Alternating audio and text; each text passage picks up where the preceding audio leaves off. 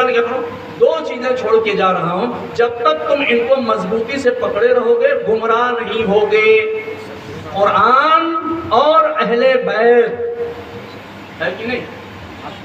تو اچھا جب اہل بیت سے کہا تو پتہ چلا رسول اللہ جن کو حکم دے رہے تو ان میں اہل بیت شامل نہیں ہے، اس لیے کسی سے کہا تھا تمہیں پکڑنا ہے مضبوطی سے، اور کسی کے بارے میں کہا تھا، تو جن کے بارے میں کہا تھا وہ تھے قرآن اور نبی کے اہل بیت۔ تو پتہ چلا قرآن اور اہل بیت کو پکڑنا تھا، لہٰذا تو اہل بیت کو جو پکڑے جائیں گے، پکڑنے والے کوئی دوسرے تھے، وہ کون تھے؟ صحابہ کرام تھے۔ اچھا تو رسول اللہ نے کیا کہا؟ جب تک مضبوطی سے پکڑے رہو گے گمراہ نہیں ہوگے۔ تو حضرت نے بہت اچھا جملہ کہا تھا، وہ مجھے اتنا پسند آیا، اور بہت بڑی حقیقت آپ نے فرمائی کہ رسول اللہ نے جب تک پکڑے رہو گے گمراہ نہیں ہوگے، تو مطلب ہے گمراہی کے امکانات تھے نا، چانسز تھے نا، جبھی تو رسول اللہ کہہ رہے ہیں۔ اور یہ بھی پر اگر چھوڑا تو گمراہ ہوگے، تو کیا اہل بیت کو نہیں چھوڑا گیا؟ اگر اہل بیت کو پکڑا ہی جائے گیا ہوتا تو کربلا کیوں رونما ہوتی؟ کربلا گواہ ہے اس بات پہ، اہل بیت کو چھوڑا گیا۔ اچھا رسول اللہ کی کچھ نگاہیں دیکھ رہی تھی مستقبل میں کیا ہونے والا ہے، جبھی تو 3 بار جملہ مکرر کر ریپیٹ کر کے فرمایا اذکرکم اللہ فی اہل بیتی، اذکرکم اللہ فی اہل بیتی، اذکرکم اللہ فی اہل بیتی، میں تمہیں اہل بیت کے مانوں۔ قرآن کے بارے میں نہیں، قرآن کو مضبوطی سے پکڑو، اس میں اللہ کا نور ہے، ہدایت ہے، تاکید کیا، لیکن تکرار کے ساتھ اہل بیت کے بارے میں کہہ رہے ہیں میں تمہیں اہل بیت کے بارے میں اللہ کی یاد دلاتا ہوں، اہل بیت کے بارے میں اللہ کی یاد دلاتا ہوں، اہل بیت کے بارے میں اللہ کی یاد دلاتا ہوں۔ اور دوسری بات میں الفاظ تو اخوفکم اللہ فی اہل بیتی، میں اپنے اہل بیت کے مسئلے میں تمہیں اللہ سے ڈراتا ہوں۔ گویا سینوں میں کچھ تھا جو رسول دیکھ رہے ہیں۔ بے شک بھائی بات صحیح ہے نہیں، بس ایسے کہہ دیا رسول نے، ایسے کہہ دیا، کچھ تو دیکھا ہوگا جبھی تو کہا میں ڈراتا ہوں اہل بیت، اور اس کو بھی 3 بار آپ نے فرمایا۔ تو اللہ کے رسول جب تک ان کو پکڑے رہو گے، اور قرآن بھی یہی کہتا ہے کہ سچوں کے ساتھ رہو، اے ایمان لانے والوں سچوں کے ساتھ رہو۔ تو یہ احادیث تو حد تواتر کے ساتھ پہنچنے کے ساتھ ساتھ قرآن بھی ان کا مؤید ہے، یہ قرآن کے موافق ہے، عقل بھی اسی کا تقاضا ہے۔ ایک زمانے میں آپ دیکھ لیجیے کوئی بھی نبی آیا ہے، یعنی کوئی بھی کتاب ہے، کتابیں کم آئی ہیں، ان کتابوں کی تبلیغ کرنے والے زیادہ آئے ہیں۔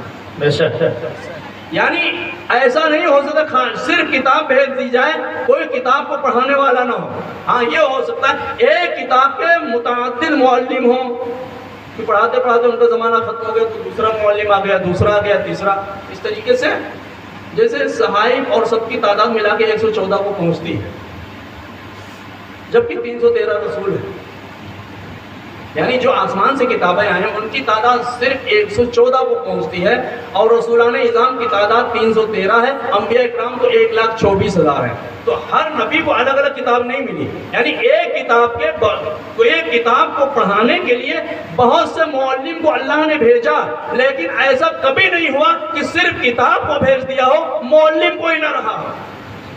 تو عقل بھی یہ تقاضا کرتی ہے کہ رسول اللہ کے بعد جب رسول اللہ کتاب کو چھوڑ کے جا رہے ہیں تو کتاب ہے وحی صامت، یعنی خاموش خدا کا پیغام، خدا کا خاموش پیغام، یعنی خدا کا خاموش کلام۔ تو اس صامت کے واسطے کوئی متکلم ہونا چاہیے، ناطق ہونا چاہیے جو اسے پڑھ کے بتائے۔ رسول اللہ اپنے زمانے میں ہر ایک چیز کا مفہوم بتاتے رہے، اس کا کیا مطلب ہے۔ تو اب رسول اللہ کی عمر کا جب زمانہ ختم ہوا اور آپ وصال فرمانے والے تھے، عقل بھی چاہتی ہے کہ اس کتاب کا کوئی معلم ہو، اس لیے کہ آج کل جو قوانین بنائے جاتے ہیں، قوانین کی کتابیں لکھی جاتی ہیں، ان میں بھی آپ دیکھ لیجیے 50 سال کے بعد ان میں کچھ ترمیم کی ضرورت پیش آتی ہے۔ حالانکہ اتنے گہرے علم کے ساتھ کتابیں قانون لکھے جاتے ہیں، کتابیں لکھی جاتی ہیں، مگر پھر بھی ترمیم کی ضرورت پیش آتی ہے، اور ان قوانین کی کتابوں کو پڑھانے کے لیے قابل اساتذہ کرام رکھے جاتے ہیں۔ بے شک تو آپ یہ دیکھیں 50 سال کے لیے جو قانون بنایا گیا ہے اس کو پڑھانے کے لیے اگر کسی ماہر ٹیچر، ماہر استاذ کی ضرورت ہے تو وہ کتاب جو ہمیشہ کے لیے آئی ہے، رہتی دنیا تک کے لیے انسان کے واسطے جو ہدایت کی کتاب بن کے آئی ہے، جو اللہ نے قانون کی کتاب بھیجا، کیا اسے پڑھانے کے لیے ہر زمانے میں کسی امام کی ضرورت نہیں ہے؟